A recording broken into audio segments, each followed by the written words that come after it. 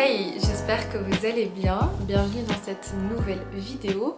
Comme vous l'avez vu dans le titre, aujourd'hui on va parler de luxe et notamment des sacs dans lesquels on va investir en 2023, ceux qui selon moi valent la peine, aussi bien au niveau des classiques à avoir dans sa collection pour lesquels on ne perdra jamais de valeur, mais on va aussi parler des marques ou des modèles qui valent la peine, qui selon moi vont prendre de la cote au fur et à mesure du temps. Ici sur cette chaîne on va parler de lifestyle, de mode, c'est vraiment ce qui nous intéresse, donc voilà, n'hésitez pas à nous rejoindre. J'ai fait ma petite liste, je vous propose qu'on commence tout de suite. La première marque dont on va parler, c'est vraiment, je vais dire, la base ou presque, c'est la maison de luxe par excellence dans laquelle on investit, j'ai presque envie de dire sans compter, parce que leurs iconiques sont vraiment la base et le goal de tout adepte de mode qui aime les accessoires de luxe. Je vous parle évidemment de la maison Hermès. Hermès est implanté depuis des années dans le monde du luxe, c'est vraiment le goal. Pourquoi? Parce que ces sacs sont très difficiles à avoir neufs en magasin et les prix qu'on voit sur le marché de la seconde main ne sont absolument pas représentateurs de ce qui se vend en boutique directement. Le prix varie en fonction de la taille, du cuir, des tailles aussi que vous choisissez au niveau de l'argenterie. Globalement, de ce que je sais, après corrigez-moi si je me trompe, on se situe aux alentours des 8-9 000 euros neufs en boutique. Alors que quand vous regardez sur le marché de la seconde main, on est à des prix qui font x3, x4 même, neufs ou très abîmés, très vintage. C'est un vrai marché et c'est pour ça qu'ils sont aussi difficiles à avoir, parce que Hermès estime qu'il faut pouvoir acheter chez eux parce qu'on est passionné. D'ailleurs, ils ont mis en place un système qui vous permet de n'avoir que deux basiques au cours d'une année. Vous avez soit le Birkin, le Kelly ou le Constance. Le Birkin en hommage à Jane Birkin qui, à ce qu'on raconte, était dans l'avion et qui galérait à avoir toutes ses affaires dans un grand sac assez pratique, et il se trouve qu'elle était à côté du directeur artistique de la maison Hermès qui a dessiné avec elle le sac qui selon elle est assez pratique, grand et sécurisé pour pouvoir ranger vraiment toutes ses affaires personnelles ainsi que celles de ses enfants. Et donc le sac porte son nom en son hommage. Des séries comme Sex and the City, vous avez la fameuse phrase qui dit "Ce n'est pas un sac madame, c'est un Birkin". Donc c'est dire ici vraiment la portée que ce sac a de façon mondiale. Il est assez difficile à choper. Au fur et à mesure des années, Hermès augmente légèrement ses prix. On ne perd jamais d'argent avec un sac comme ça. Même en sortant de la boutique et en mettant le sac directement sur un site de seconde main, vous le revendez 3 à 4 fois le prix que vous avez payé. Ce qui explique vraiment la fame autour de ce sac. Au niveau du Kelly et du Constance, c'est plus ou moins le même fonctionnement, si ce n'est que ce sont vraiment deux autres basiques de la maison, mais qui pour moi n'ont pas vraiment ce goal que Birkin représente. Alors oui, vous allez toujours galérer à avoir l'un de ces deux autres modèles. Si jamais vous voulez le vendre, vous aurez une plus-value également. Et donc oui, si vous êtes passionné et que vous souhaitez acquérir un Birkin, un Constance ou un Kelly, ce sont vraiment trois valeurs sûres pour lesquelles vous ne perdrez jamais d'argent. Au contraire, c'est tellement difficile d'en avoir que tout un business s'est développé autour de ces sacs-là, et que du coup, si jamais vous souhaitez rentrer chez Hermès, vous ne pouvez pas rentrer et dire bonjour, je vais acheter un Kelly. Vous passez une sorte d'entretien. Le vendeur va estimer votre intérêt et votre attrait à la maison, voir si vous êtes quelqu'un de sérieux entre guillemets dans sa démarche d'achat, ou bien si vous êtes quelqu'un qui veut développer son business et qui compte le revendre et surtout se faire de l'argent à ce niveau-là, ce que Hermès veut absolument éviter. Ensuite, autre maison qui fait fureur en ce moment, mais pour d'autres raisons, c'est Chanel. Chanel se disputait un petit peu la deuxième place du podium avec Dior, et ils essayent de vraiment se hisser petit à petit au niveau de Hermès. Alors, Chanel a une toute autre vision du marketing. Hermès qui augmente légèrement ses prix d'année en année de façon régulière.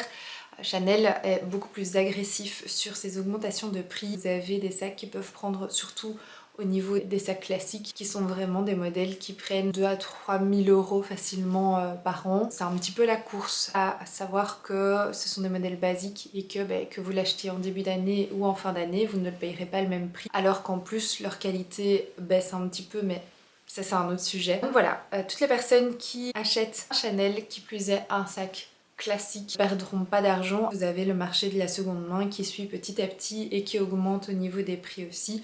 Et donc un sac classique que vous aviez payé 2000 € il y a 2 ans peut se revendre facilement le double aujourd'hui parce que Chanel augmente ses prix et que le marché de la seconde main suit. Si jamais vous avez dans l'idée de vous acheter un sac Chanel, foncez parce que qui sait dans un an, le temps que vous mettiez de l'argent de côté ou autre, voilà, votre sac il vaudra peut-être 1000 € plus cher même en seconde main, ce qui est assez dommage. Autre maison que j'adore en ce moment, c'est Céline. D'ailleurs j'ai l'impression que beaucoup de clients qui s'orientaient plus facilement vers Chanel sont déçus de la qualité et des augmentations de prix se dirigent vers Céline.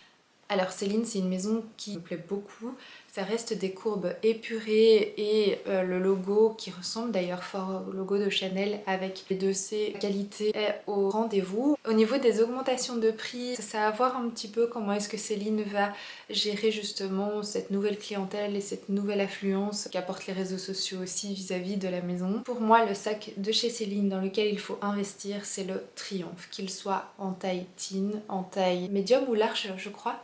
Vraiment le modèle classique noir pour moi va vraiment devenir un iconique. Je le trouve absolument magnifique. Il est dans ma wishlist.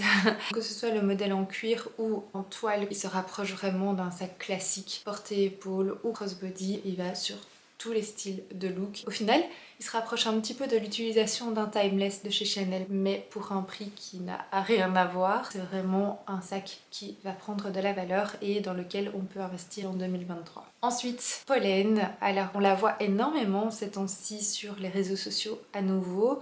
C'est une marque que je connais personnellement depuis quelques années, depuis qu'ils ont sorti leur modèle numéro 1, qui a quand même déjà beaucoup plu à l'époque. Personnellement, c'est pas celui que je préfère. Apparemment, c'est une qualité indéniable, qui est comparable à des sacs de luxe de grande maison, qui fait vraiment sa place au fur et à mesure pour des prix qui n'ont absolument rien à voir avec tout ce dont on a parlé précédemment. Par exemple, le modèle numéro 10 qui est sorti il n'y a pas très longtemps et qui est vendu entre 350 et 380 € en fonction de la finition que vous choisissez. Si vous voulez avoir un sac de qualité pour pas trop cher, on s'entend par rapport au prix du monde du luxe, mais pour une qualité équivalente, moi je vous conseille de foncer chez Polène, sachant que chaque sac est créé et fabriqué entièrement par un artisan à la main. On se rapproche vraiment d'une qualité et d'un artisanat proche du monde du luxe. À suivre de près, mais je pense que vous ne ferez pas d'erreur en achetant le sac de vos rêves chez Polène. Mais en attendant, vous avez un sac avec une qualité de fou pour un prix qui n'a rien à voir par rapport aux maisons de luxe, donc ça vaut la peine. Ensuite, chez Louis Vuitton, la toile enduite qui est caractéristique de la maison est assez résistante. Vous avez le Neverfull qui est vraiment le cabas par excellence. Si vous avez beaucoup d'affaires à transporter parce que vous voyagez ou parce que vous êtes maman ou que vous souhaitez tout simplement avoir un cabas pour aller bosser avec toutes vos affaires dedans, c'est vraiment un modèle iconique et classique qui ne se démode pas et qui est vraiment bien installé au sein de la maison. Je viens d'aller voir sur le site, en taille médium et qui est vendu 1500 € actuellement. Voilà, il continue de faire son petit bonhomme de chemin avec l'augmentation des prix chaque année. Si vous l'avez acheté il y a quelques années et que vous voulez vous en débarrasser, vous récupérez 1 ou 2 fois le montant que vous aviez mis et donc ça c'est quand même pas mal. Vous pouvez faire graver gratuitement vos initiales sur le sac. Moi je vous le déconseille parce que même si vous êtes certaine que votre sac vous allez le garder toute votre vie, on ne sait jamais. Et donc si vous décidez de changer d'avis et de quand même le vendre, vous allez perdre bêtement énormément de valeur parce que revendre un sac qui est personnalisé, c'est compliqué. Vous avez actuellement une petite pochette qui est vendue avec le sac et donc vous l'avez d'office, alors qu'avant ce n'était pas inclus dans le sac. Moi je trouve ça pas mal. Je sais qu'il y a des personnes qui revendent uniquement la petite pochette et c'est une plus-value pour le sac.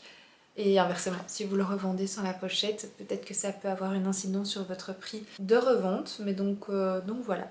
Ensuite, toujours chez Louis Vuitton, vous avez le Speedy, un basique également de la maison, un sac iconique qui fait référence au mal de voyage, hein, donc l'identité de la marque. Si vous aimez ce sac-là, que vous l'avez acheté il y a quelques années, pareil, si vous souhaitez le revendre, sachez que vous allez faire une plus-value également, surtout si le sac est en très bon état, à savoir que vous avez toujours ce fameux intérieur rouge vraiment caractéristique de la maison qui est très très beau je trouve. Si vous en prenez un minimum soin, il y a facilement moyen de revendre votre sac dans quelques années si jamais il ne vous plaît plus. Alors c'est un sac que j'ai déjà hésité à acheter, sachant que actuellement il est passé à 1250 € en taille 30 parce que vous avez 3 tailles, il y a la taille 25, 30 et 35. Je suis quelqu'un qui n'est pas un milliard d'affaires dans son sac.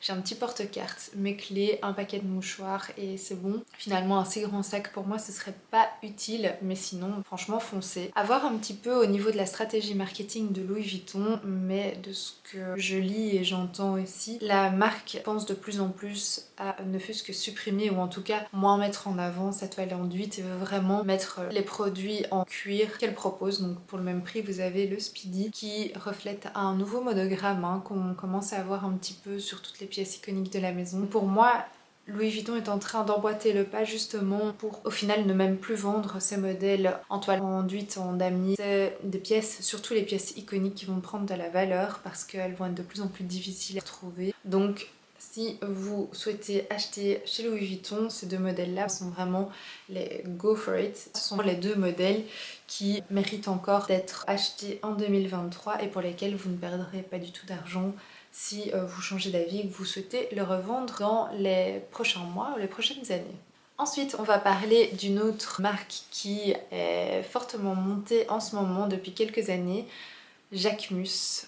Alors personnellement j'ai le Bambino, le classique, pas le tout petit, pas le grand, vraiment le Bambino classique. C'est un sac hyper versatile qui est top en soirée ou en été parce que comme je vous ai dit je mets pas un milliard de choses dans mon sac. Bon là le Bambino j'avoue faut faire des concessions parfois. Donc moi j'ai un 13 Pro Max et il ne rentre pas dans le sac. Maintenant généralement je l'ai toujours en main ou il est en voiture quelque part donc j'en ai pas réellement l'utilité. Mais par exemple ici je me suis rendue sur le site, le même sac maintenant est vendu 100 € plus cher. Donc c'est pas des petites augmentations 10, 20, 50 € par an. Pour moi Jacquemus est en train de se hisser petit à petit comme Pollen est en train de le faire et donc des modèles classiques tels que le Chiquito, le Bambino sont vraiment des modèles phares de la maison qui vont pour moi prendre de la valeur, continuer d'augmenter et donc au final si vous souhaitez revendre votre sac vous allez d'office récupérer le Bambino d'ailleurs qui est décliné maintenant en Bambimou, en brun. Moi je le trouve incroyable mais de nouveau c'est un sac qui sera plus trendy parce que c'est matelassé, parce que c'est des couleurs phares, parce qu'il y a une bandoulière et on sait également et donc c'est un modèle classique qui a été décliné en version coussin, ce qui plaît actuellement. Des prix d'ailleurs, si vous remarquez, le Bambimou est vendu à 950 ou 990 € dans ces eaux-là. Ça montre vraiment la volonté de Jacquemus de se hisser au rang des grandes maisons et de pouvoir petit à petit se faire une place dans le monde du luxe. Si vous restez sur des modèles de nouveaux phares de la maison tels que le Bambino ou le Chiquito. Le moyen Chiquito vaut le coup aussi parce que le Chiquito vous avez encore moins mettre dedans que dans le Bambino. La version moyenne est un sac beaucoup plus pratique et qui est beaucoup plus vu actuellement que le Chiquito simple. Là le Chiquito, mais même sur les réseaux sociaux on le voit plus trop alors que ses grands frères restent des modèles plus vus et plus pratiques qui se concilient avec une vie de tous les jours. Jacquemus reste une marque à suivre et qui va continuer de prendre de la valeur. Et dernière pièce du dressing qui est pour moi un iconique, je veux bien évidemment parler du Lady Dior. Alors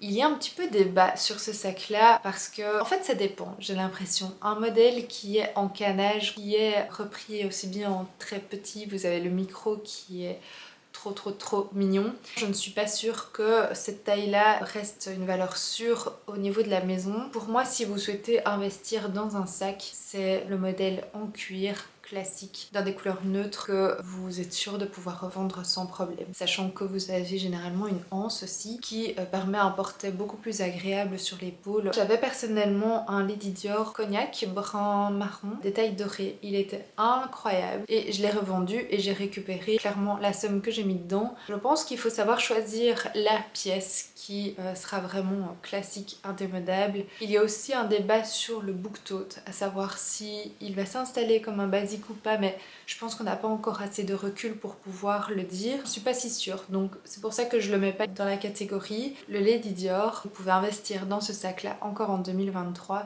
parce que ça reste une valeur sûre sur le marché de la seconde main. C'est également un sac iconique. Ça vaut la peine de s'intéresser à des basiques, des intemporels de certaines maisons. Le Lady Dior en fait partie. Et bien voilà, on a fini cette liste. J'espère que cette vidéo vous aura plu. Si jamais vous avez d'autres idées au niveau des modèles iconiques de certaines maisons que je n'aurais pas citées ici dans la vidéo, n'hésitez pas à les remettre en commentaire. Ça me fait super plaisir de parler et de partager avec vous. Je vous invite à vous abonner si c'est pas encore fait et je vous retrouve très bientôt pour une prochaine vidéo.